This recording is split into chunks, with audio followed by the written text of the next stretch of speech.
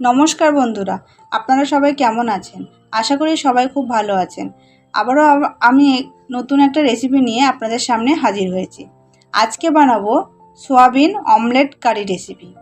আমি দেখুন কিভাবে এটা বানাই। এটা খুব একটা নতুন ধরনের রেসিপি। তো আমি দেখুন কিভাবে বানাচ্ছি। তো চলুন ভিডিওটি শুরু করা যাক।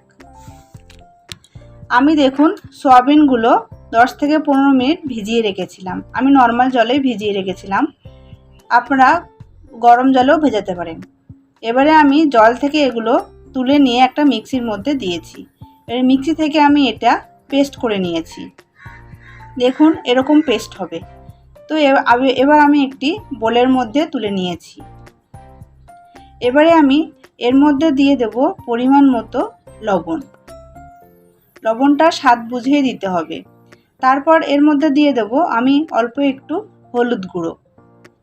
তারপর দিয়ে দেব আমি অল্প একটু লঙ্কার গুঁড়ো। লঙ্কার গুঁড়োটা বেশি দেবেন না, একটু অল্প করেই দেবেন। এবারে আমি দিয়ে দেব গরম মশলা গুঁড়ো। আগে থেকে ফেটিয়ে রেখেছিলাম আমি 4টে ডিম, এর মধ্যে দিয়ে দিচ্ছি সেই 4টে ডিম। দিয়ে আমি ভালো করে এটা মিশিয়ে নেব। খুব ভালো করে মেশাতে হবে যেন দানা দানা না থেকে যায় মশলাগুলো। এবারে আমি 2 থেকে 3 মিনিট এটা খুব ভালো করে মিশিয়ে নেব। তারপরে দেখুন দিয়ে দেব আগে থেকে কুচি করে রাখা পেঁয়াজ। পেঁয়াজটা দিয়ে এবার আরও 1 থেকে 2 মিনিট খুব ভালো করে মেশাতে হবে। তো আমার এটা মেশানো হয়ে গেছে। তো দেখুন কি সুন্দর হয়েছে মেশানোর পরে। তো এইভাবে আপনারা করে নেবেন। এবার আমি গ্যাসের উপরে একটা ফ্রাইং প্যান বসিয়ে দিয়েছি। এর মধ্যে দিয়ে দেবো আমি পরিমাণ মতো সর্ষের তেল। তেলটা একটু গরম হয়ে গেলে আমি সেই মিশ্রণটি এর মধ্যে দিয়ে দেব।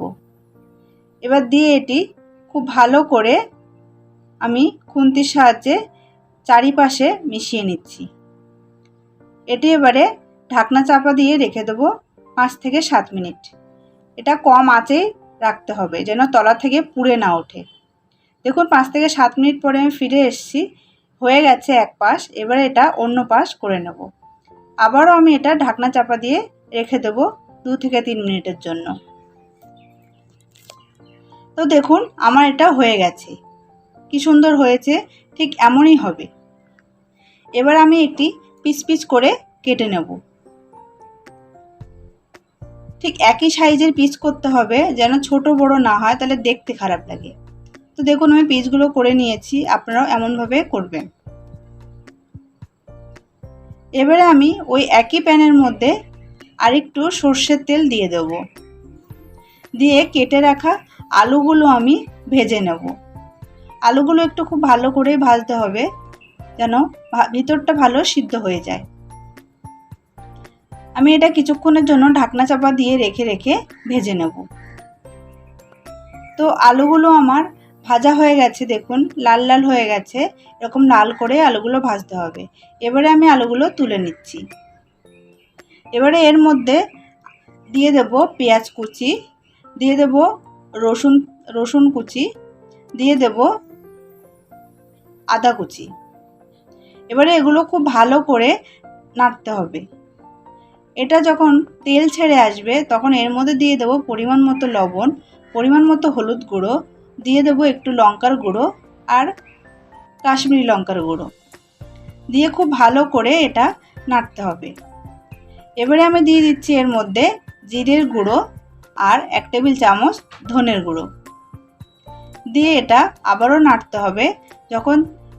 যখন মশলাটা যখন না পুড়ে যায় এই জন্য অল্প একটু জল দিতে হবে, দিয়ে ভালো করে কষিয়ে নিতে হবে। দেখুন মশলাগুলো থেকে আমার তেল ছেড়ে এসছে। এবারে আমি আলুগুলো এর মধ্যে দিয়ে আর একটু ভালো করে কষিয়ে নেব। এবারে বেশি করে জল দিতে হবে। জল দিয়ে এটা সিদ্ধ বসিয়ে দিতে হবে। ঢাকনা চাপা দিয়ে রাখতে হবে 7 থেকে 8 মিনিট। দেখুন আমার এটা ফুটে উঠেছে। এবারে আমি ঢাকনাটা খুলে একটু দেখব আলুগুলো সিদ্ধ হয়েছে কিনা। এবারে এর মধ্যে দিয়ে দেবো আমি একটু টেস্টটা ভালো আনার জন্য স্বাদ অনুযায়ী চিনি, আর দিয়ে দিচ্ছি 4 থেকে 5টা কাঁচা লঙ্কা। এবার সেই অমলেটগুলো আমি এর মধ্যে দিয়ে দেব। দিয়ে ভালো করে একটু নেড়ে চেড়ে এটা ঢাকনা চাপা দিয়ে রেখে দেবো 3 থেকে 4 মিনিটের জন্য।